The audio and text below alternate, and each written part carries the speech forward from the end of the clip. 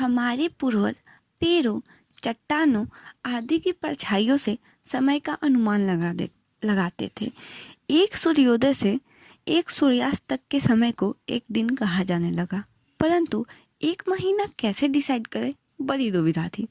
क्योंकि सूरज तो हर रोज एक सा ही आता है, परंतु मून के केस में ऐसा नहीं था। मून हर रोज अलग सा आता था।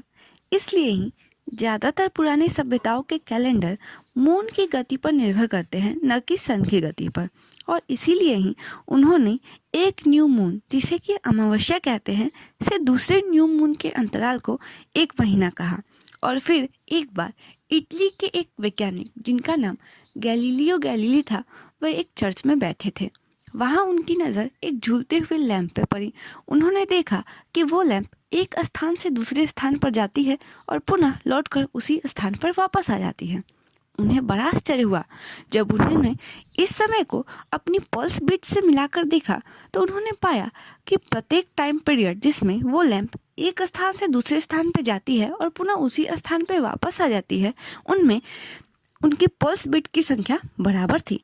अपने इस प्रेक्षण को प्रूव करने के लिए उन्होंने बहुत सारे एक्सपेरिमेंट किया और इस नतीजे पर पहुंचे कि एक दिए हुए लंबाई के सरल दोलक, जिसे कि हम पेंडुलम कहते हैं, का टाइम पीरियड हमेशा कांस्टेंट होता है।